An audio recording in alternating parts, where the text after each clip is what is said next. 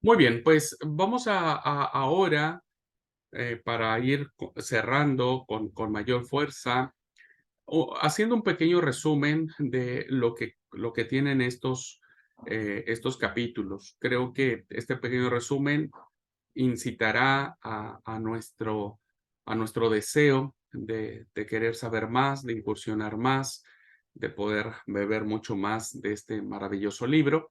Así que voy a compartir la pantalla para donde nos quedamos.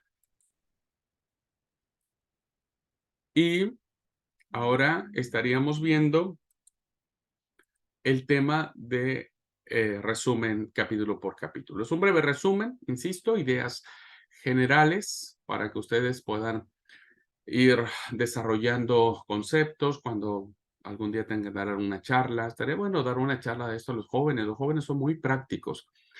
Los jóvenes hoy en día no les gusta que uno les dé chamullo, ¿no? O les tire rollo o qué sé yo. Les gusta mucho lo práctico. Bueno, Santiago es muy bueno. Bere nos iba a recomendar un libro muy bueno para las hermanas, que es muy buen libro. En algún momento, si Bere lo querés compartir, sobre Santiago también. Este, para sermones también da mucho. Así que capitalicemos esto, hermanos. Hagamos viva la fe, hagamos viva la palabra. No nos teoricemos, no nos querramos convertir en sabios solamente por saber yo cursé un seminario, yo ya soy teólogo o soy biblista. No, en lo absoluto. Seguimos siendo siervos y siervas, ¿verdad? Que queremos evidenciar de alguna manera nuestra fe. Bueno, resumen, capítulo 1. Esto lo podemos resumir del capítulo 1, versículo 2 al 18, donde ya planteamos los títulos. Una fe produce gozo en medio de las pruebas. Después de una breve introducción, donde se identifica a sí mismo y a sus destinatarios, Santiago inicia la primera parte de su argumento en que una fe viviente debe producir gozo. Ya ahí tenemos muchas cosas para reflexionar, como una prueba, como una aflicción puede producir gozo en la vida, ¿verdad? Bueno, de eso habla Santiago. Y une el concepto del gozo eh, como consecuencia de la prueba, no al revés. O sea, no hay gozo después de que la prueba acaba, que es lo que a veces nosotros pensamos. Yo me siento feliz porque el problema se solucionó. Más bien, ¿cómo poder sentirme feliz mientras el problema está? Y esto va unido a la paciencia, ¿verdad? La paciencia debe producir la madurez suficiente para esperar en el Señor. Además, esa fe viviente nos mueve a orar por sabiduría divina en medio de las pruebas. Creo que este es uno de los grandes secretos que podemos tener dentro de la vida cristiana, en donde la oración sea no para que Dios nos saque del valle de la sombra y de la muerte, sino para que Dios se meta con nosotros en el valle y nos permita entender el porqué de ese sufrimiento. Y sobre todo, que nos permite experimentar su absoluta y profunda gracia de acompañarnos en momentos de aflicción. Santiago dice que cuando Dios interviene en respuesta a esa fe, nos asegura la victoria incluso cuando somos tentados a dudar, cuando somos tentados a abandonar el camino, cuando somos tentados a darle rienda suelta a nuestras pasiones, concupiscencias, aun cuando somos tentados, ¿verdad? Si Dios interviene en la oración que nosotros le hemos pedido de sabiduría, entonces el gozo se hace presente. Santiago también en estos versículos enfatiza el hecho de que una fe viviente muestra una completa confianza en Dios. Bueno, acá tenemos también otro tema para poder desarrollarlo profundamente, ¿no? ¿Qué implica confiar en Dios, que es el dador de todo lo bueno y de aquello que no cambia? Y los versículos del 19 al 27, conocimos que una fe viviente resulta en la obediencia a la palabra de Dios. Bueno, Santiago nos dice que los resultados efectuados por la palabra de Dios en los creyentes son resultados visibles, ¿verdad? Y estos resultados, cuando nosotros somos sometidos a la voluntad de Dios, cuando estos resultados son producto de nuestra lectura divina, producto de nuestra investigación del texto bíblico, de nuestra hermenéutica, de nuestra exégesis. No olviden que el profesor de hermenéutica les enseñó que la hermenéutica tiene que ser sí o sí pastoral, ¿verdad? Sí o sí pastoral. Eso no lo olviden nunca, porque evidentemente el hecho de conocer el texto sagrado no nos hace más que nadie, nos hace ser servidores de Dios, ¿verdad? Así que resulta este sometimiento a la palabra de Dios en una vida pura, en una vida transparente, en una vida donde somos pecadores, donde la Biblia, como un espejo, nos refleja tal cual somos, ¿verdad? Y no vivimos en la hipocresía. Reconocemos nuestras falencias, pero se nota, se mira que estamos luchando contra eso, ¿verdad?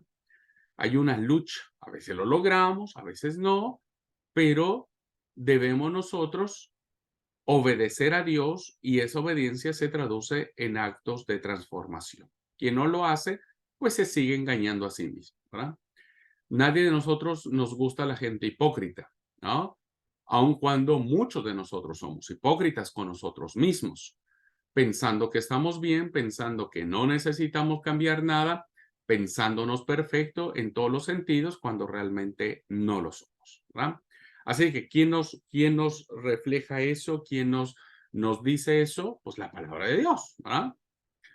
Y el otro tema es que la religión que agrada a Dios está basada en la obediencia a la voluntad revelada, a las sagradas escrituras, ¿verdad?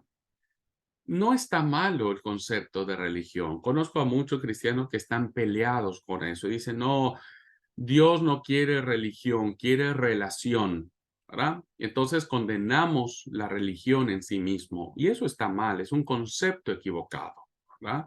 Es un concepto equivocado, es un concepto de personas que no quieren vivir en compromiso, ¿verdad?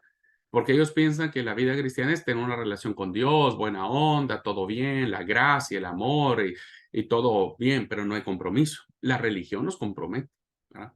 ¿Qué es lo que dice Santiago? La verdadera religión es visitar a los huérfanos, a las viudas, estar comprometidos en tu vestido de cristiano y no mancharte con lo que el mundo te dice. No se peleen con el concepto de la religión. La religión es buena. Lo que peleamos o estamos en contra son con los actos, la religiosidad.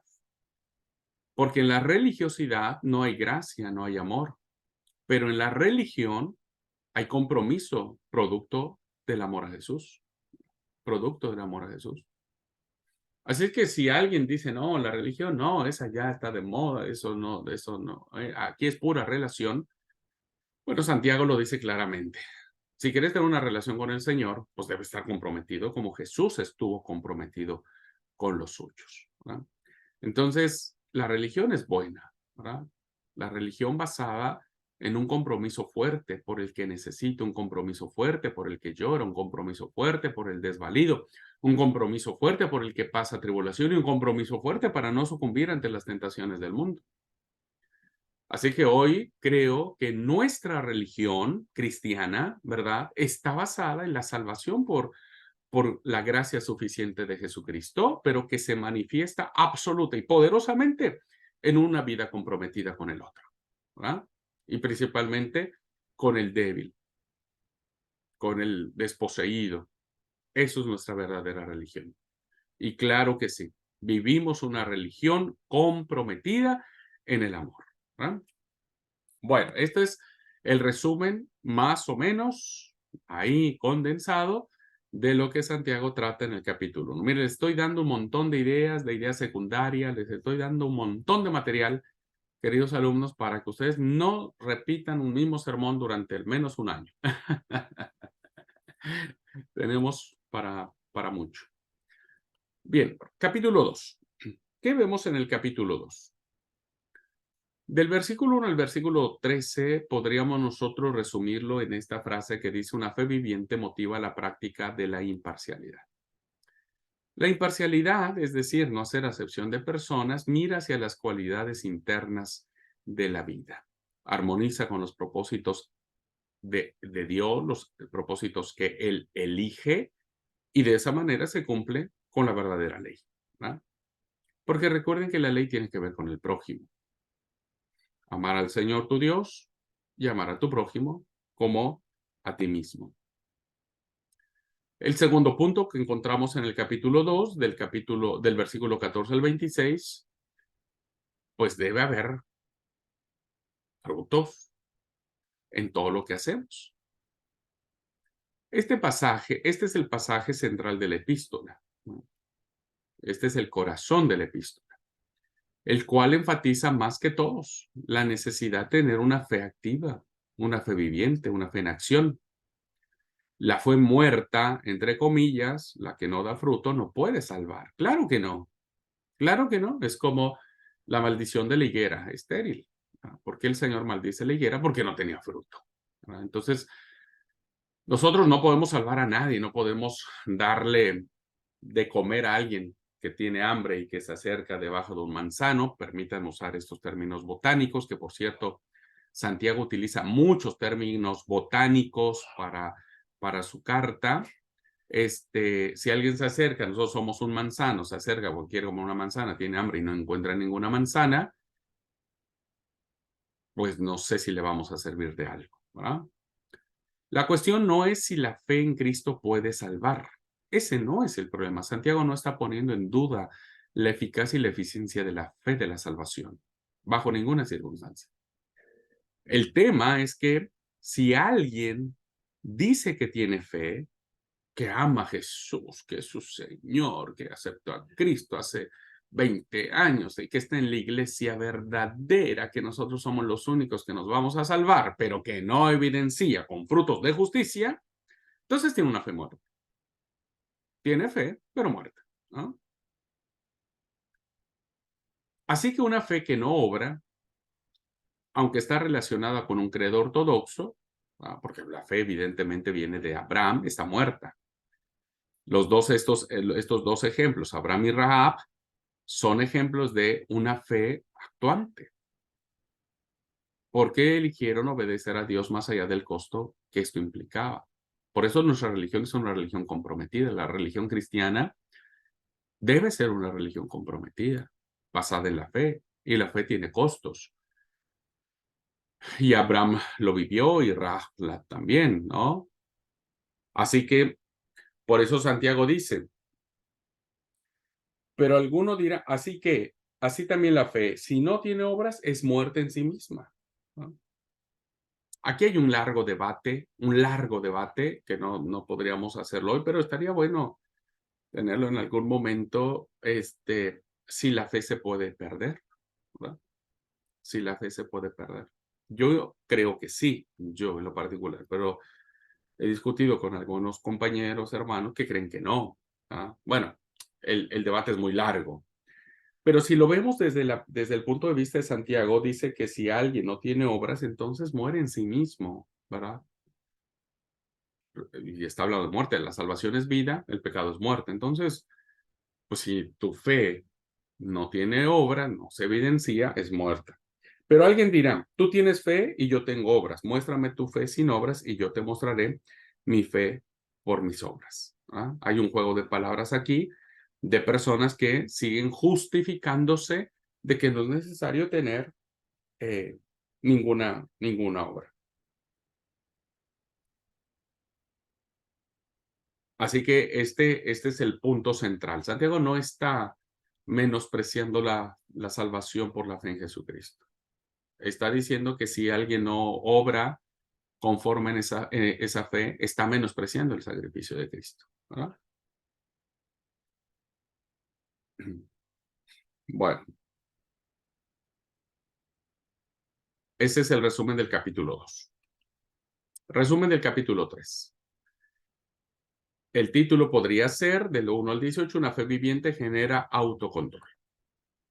El autocontrol o dominio propio en el hablar se requiere sobre todo de los que están ocupados en la enseñanza de la palabra de Dios. Si vos sos un líder, sos una líder, vos das talleres, sermones, reflexiones, tenés algún ministerio que tenga que ver con la palabra hablada, bueno, es para vos y para mí el hecho de tener que controlar nuestra lengua, ¿no?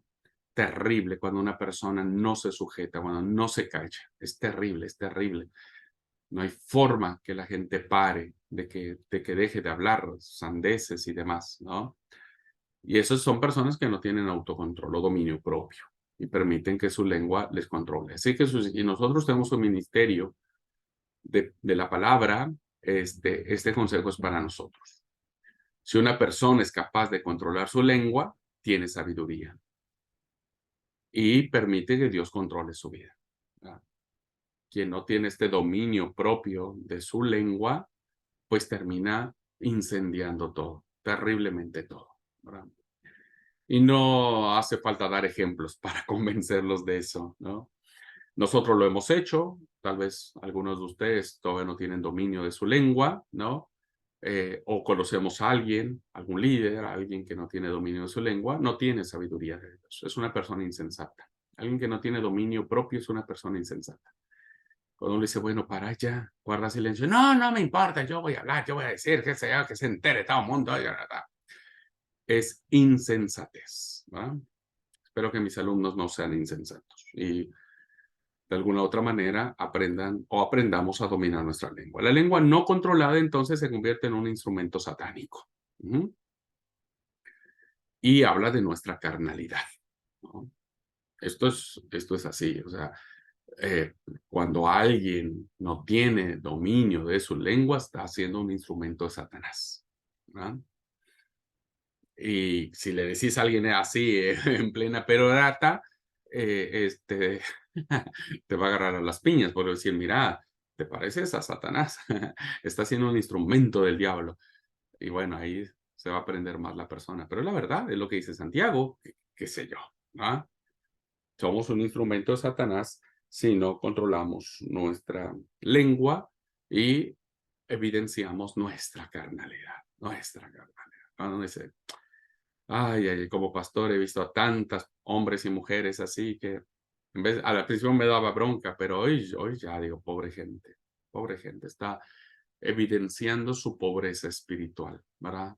Su pobreza espiritual. Bueno, este es el resumen del capítulo 3.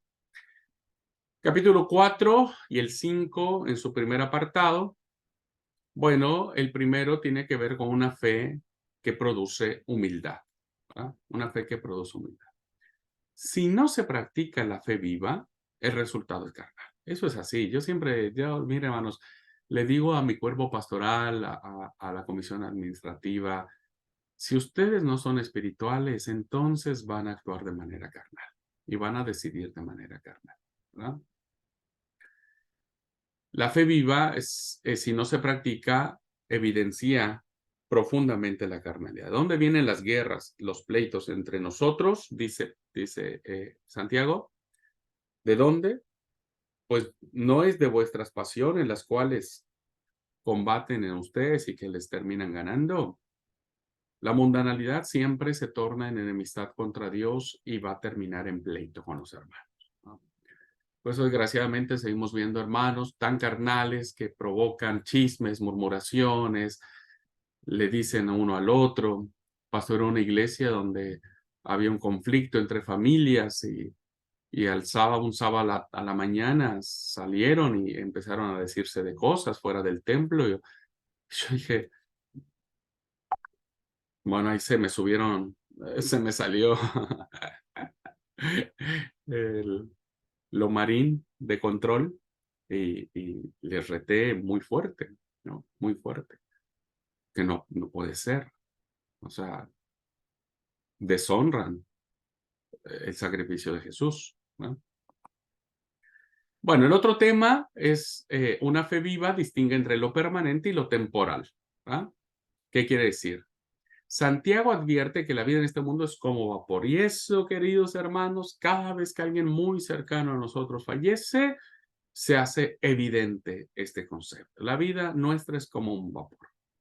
Por eso nuestros planes siempre deben estar humildemente supeditados a la voluntad de Dios. Deben estar sometidos a la voluntad de Dios. Bueno, papá, yo quiero hacer esto, quiero hacer lo otro, quiero hacer aquello, pero si vos querés, ¿no? Si vos me ayudas, si está dentro de tus planes, ¿no? O cómo pensás, Señor, ¿crees que puedo hacer esto? ¿Crees que puedo hacer lo otro?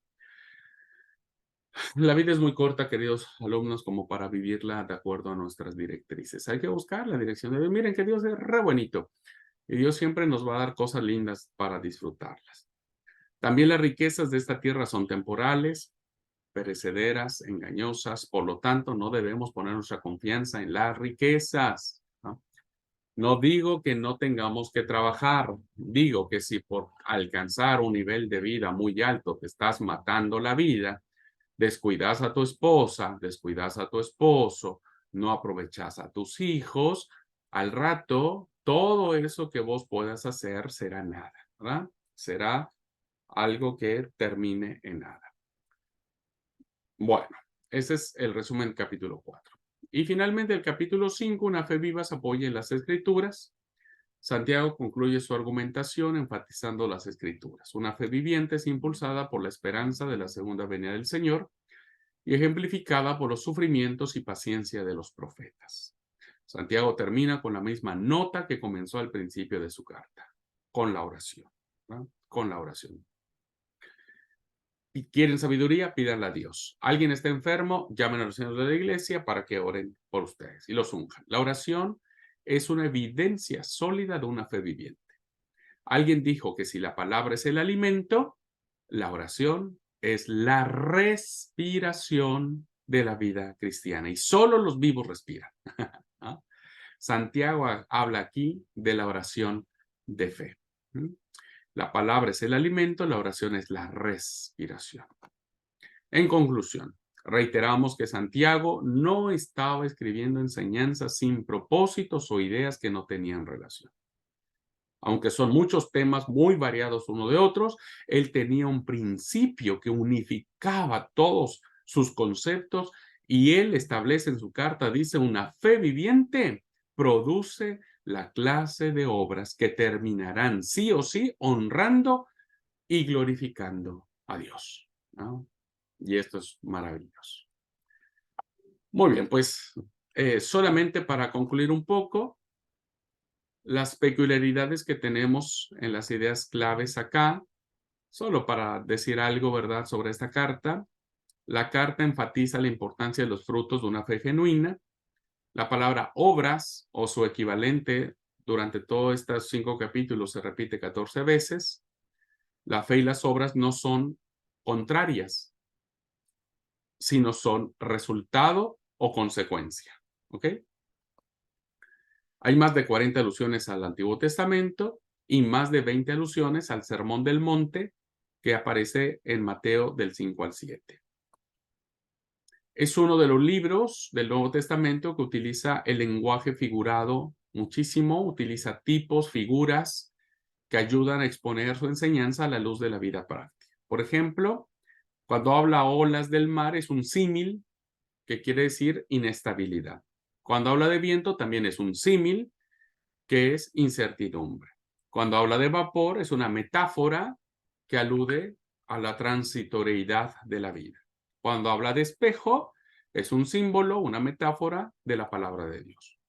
Cuando habla de anillo y de oro y ropa espléndida es un símbolo de una persona rica. Y cuando habla del timón del barco es un símil de un instrumento pequeño capaz de controlar algo grande. Y finalmente, el autor utiliza por lo menos 30 referencias a la naturaleza, ¿verdad? Él habla de olas del mar, toda naturaleza de bestias, de aves, de serpientes, lo cual indica que el autor ha pasado mucho tiempo en la chacra, en el campo, observando, reflexionando y lo trae acá. Es la verdad un capo Santiago o Jacob cuando escribió esta carta, ¿verdad? Bueno, las grandes doctrinas de Santiago no encontramos un tema doctrinal en sí mismo, que eso era un pleito de Lutero, ya que su objetivo no era el conocimiento teórico, sino más bien llevar a sus lectores a una conducta piadosa basada en el conocimiento que ya tenían en la palabra de Dios. Como no hay práctica sin teoría, ni teoría sin práctica, podemos decir que Santiago complementa el énfasis de Pablo en la justificación de la fe, porque Santiago hace un complemento, no descalifica a Pablo. Y Santiago enfatiza y dice que la fe verdadera se demuestra por frutos espirituales de justicia. Si la salvación se ha ganado por la justificación en Cristo Jesús, bueno, hagamos actos o frutos de justicia que también reflejen lo que nosotros podemos hacer. La fe que condena Santiago no es la fe que recomienda Pablo, ¿verdad? No.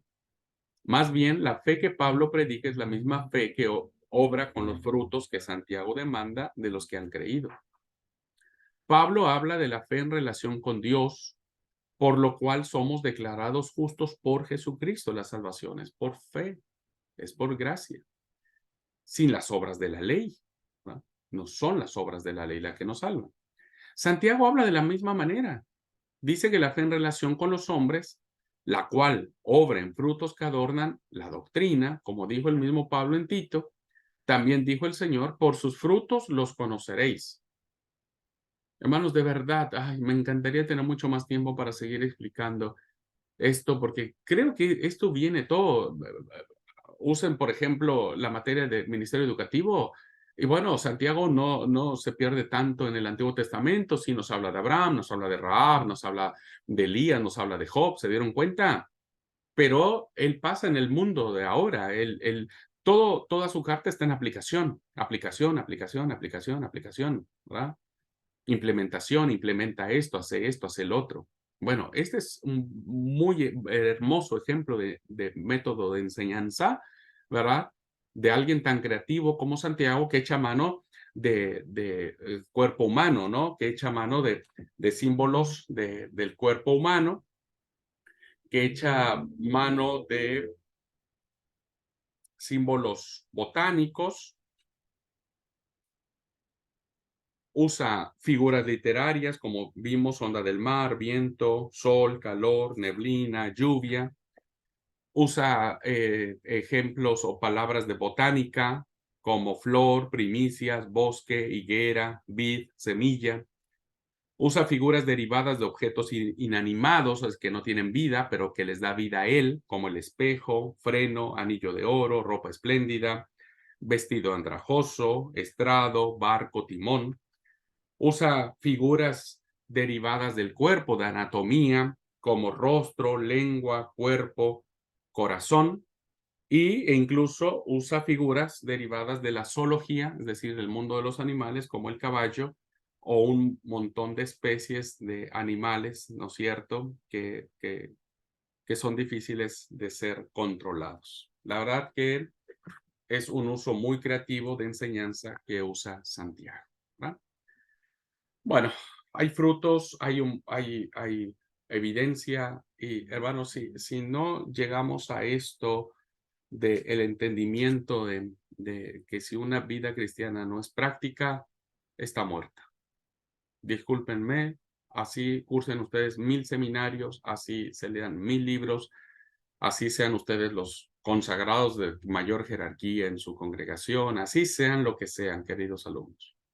Si no practican o no practicamos una verdadera religión comprometida con el prójimo para honrar a Dios, entonces, hermanos y hermanas, nuestra fe está muerta, ¿verdad?